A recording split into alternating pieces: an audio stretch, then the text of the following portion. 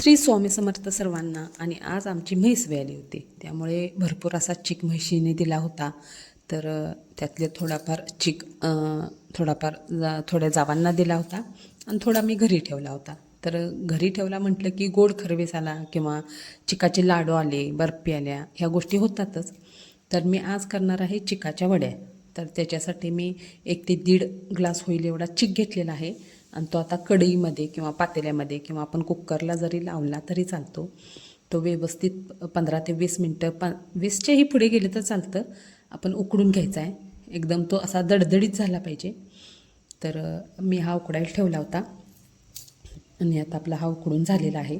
गरम आहे अजून आणि आपला शिजलाय का बघायचा.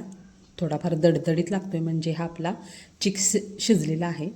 आणि ह्याच्यात आपण वड्या पाडायच्या आणि त्या वड्या खिसून घ्यायच्या. तर गावाकडे अशी एक पद्धत आहे की म्हैस व्याली की चीक असो किंवा खरविसाचं दूध असो, ते म्हणजे प्रत्येक घरामध्ये दिलं जातं. एक 4-5 घरामध्ये तरी दिलं जातं. किंवा आणखीन एक पहिली पद्धत होती की घरीच गोड खरवीस करायचा आणि तोही एक 4-5 घरामध्ये वाटायचा. तर आता पहिल्यासारखं तसं कोणीच करत नाही. तर सरळ दूधच द्यायचं आणि व्हायचं रिकामं असं असतं. तर मी ह्या वड्या पाडून घेतल्या होत्या आणि ह्या व्यवस्थित आता खिसून घ्यायच्या. मग ते बारीक खिसणीने खिसा किंवा मोठ्या खिसणीने खिसा, आपण त्याचा खिस करून घ्यायचा. आणि जेवढा आपला खिस आहे तेवढीच आपण साखर ह्याच्यामध्ये वापरायची आहे. तर आणि त्याच्यामध्ये मी दूध घालणार आहे. दुधामध्ये या वड्या शिजवायच्या आहेत. कारण एक काय करतं, फक्त खीस आणि साखर, जेवढा खीस आहे तेवढा साखर घेऊन ह्या वड्या करतं. खरं त्या थोड्याशा कडकडीत होतात. तर ह्या एकदम सॉफ्ट, आपली जशी विकतची खव्याची बर्फी असते त्या पद्धतीने ही खूपच छान लागते. तर हा खीस आपला भरपूर झाला होता. तर कढईमध्ये 1 ते 1.5 ग्लास होईल एवढं मी आपलं रेग्युलरचं साधं जे खायचं दूध असतं ते घेतलं आहे. आणि त्याला उकळी आल्यानंतर त्याच्यामध्ये हा आपण खीस घालायचा. आणि हा खीस घातल्यानंतर थोड्या वेळाने त्याच्यामध्ये जेवढा खीस होता तेवढीच साखर त्याच्यात घालायची आहे. तर ह्या दुधाला आता उकळी आल्या, ह्याच्यामध्ये आपण आता हा खीस घालून घ्यायचा. आणि खीस घातल्यानंतर थोडंफार वेळाने असं हलवायचं, नाहीतर खाली चिकटतं ते. आणि ज्या वेळेला पूर्णच आटत येईल त्यावेळेला मात्र एकसारे हलवायचं.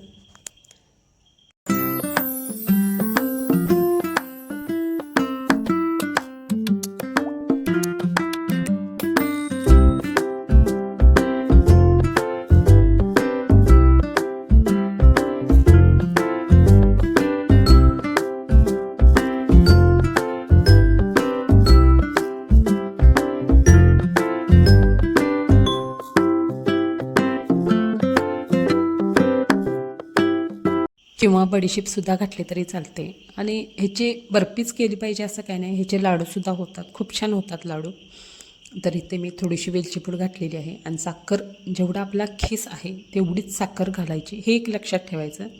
नाहीतर जर आपली साखर जरी कमी पडली तर त्याला जो पाक आहे तो कमी तयार होणार आणि आपली बर्फी किंवा लाडू हे व्यवस्थित होणार नाहीत. त्यामुळे जेवढी खीस आहे तेवढा साखर घालणं कंपल्सरी आहे. तर इथे आपले आता थोडंफार दूध आटत आलं होतं किंवा साखरेतलं जे पाणी साखरेचं तयार होतं तेही आटत आलं होतं. तर आपण एकसारखं आता हलवत राहायचं, नाहीतर खाली लगेच करपतं हे दुधाच्या ह्यानं तर, आणि किंवा साखरेच्या पाकामुळे तर लगेच करपतं. त्यामुळे एकसारखं हलवत राहायचं त्याला.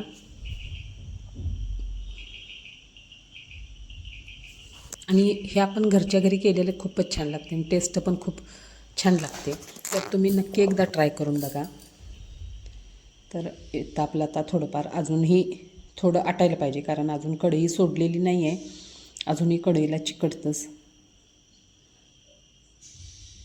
अजूनही आहे म्हणजे पाणी किंवा दूध म्हणा त्याच्यामध्ये आहेच. एकत्र असा गोळा त्याचा तयार झाला पाहिजे आणि त्याला कलर एक थोडाफार आला पाहिजे, गोल्डन कलर, असा सोनेरी कलर किंवा पिवळसर कलर असा त्याला आला पाहिजे. तरी ते थोडाफार कलर आलेला आहे. तर हे अजून एक 5 ते 10 मिनटं जरी आपण हे केलं तरीही चालतं. आता हे पूर्णपणे आता कढई सोडायला लागलेला आहे. तरी आपण खाली गॅस थोडासा बारीक करूनच एकसारी हलवायचं, नाहीतर खाली करपतंच. तुम्हाला या खरबसाच्या वड्या कशा वाटल्या कमेंट बॉक्समध्ये नक्की सांगा आणि चॅनेलला लाईक करा, शेअर करा, सबस्क्राईब करायला विसरू नका. तर आपलं हे थोडंफार होत आलेलं आहे, म्हणजे कढई थोडंफार सोडायला लागलेलं आहे. हे बघा, हे एकदम आता परफेक्टच झालेलं आहे. तर आपण एका प्लेटला किंवा ताटाला तूप लावून घ्यायचं आणि त्याच्यामध्ये हे मिश्रण घालायचं आणि वडी पाडणार असला तर वडी पाडा किंवा लाडू करणार असला तर लाडूही केले तरी चालतात. तर हे मी एका ताटामध्ये घातलेलं आहे आणि ते एकसारी कसं पसरायचं. हे आता आपण उलथण्याने पसरवून घ्यायचं आणि कोणाला जाड हवा असेल तर जाड करा किंवा पातळ केलं तरी चालतं. सगळीकडं व्यवस्थित पसरवून झाल्यानंतर आपण थोडंसं हातानेही त्याला दाबायचं, कारण तेवढं चिकटपणा त्याला असणं महत्त्वाचं आहे किंवा दाबणं महत्त्वाचं आहे. तर हे आपलं थोडंसं मी पातळ केलं, एकदम जाड नाही केलेल्या. आणि तरीही अजून हे गरम आहे, तरीही गरम आहे तोपर्यंतच थोडंफार असं त्याला दाबून घ्यायचं आहे.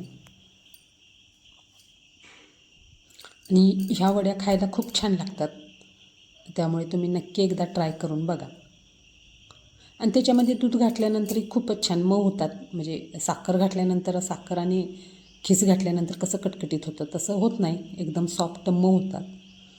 तर अजूनही हे मिश्रण गरमच आहे, तरी पण आपण थोडं थोडं का होईना त्याला हाताने प्रेस करणं तितकंच महत्त्वाचं आहे.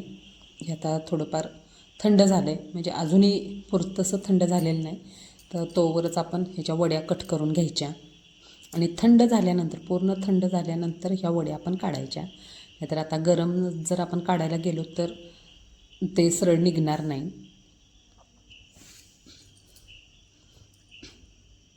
कारण थंड झाले की वड्याही आपल्याला पाडता येणार नाहीत.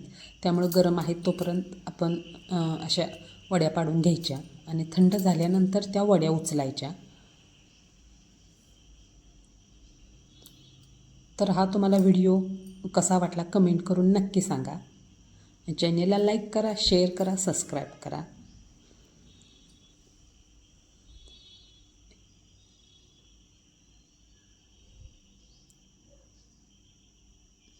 ह्या व्यवस्थित अशा वड्या पाडून घ्यायच्या.